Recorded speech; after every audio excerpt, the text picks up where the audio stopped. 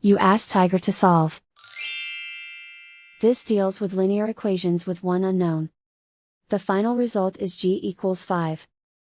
Let's solve it step by step. Simplify the expression. Expand the parentheses.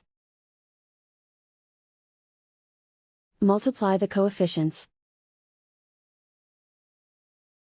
Simplify the arithmetic. Group like terms.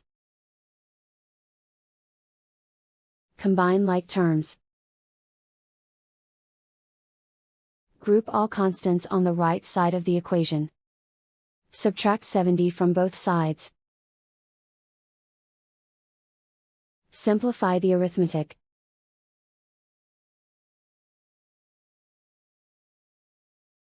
Isolate the g. Divide both sides by -14. Cancel out the negatives. Simplify the fraction. Cancel out the negatives. Find the greatest common factor of the numerator and denominator.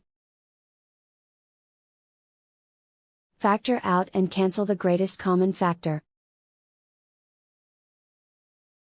And so the final result is g equals 5.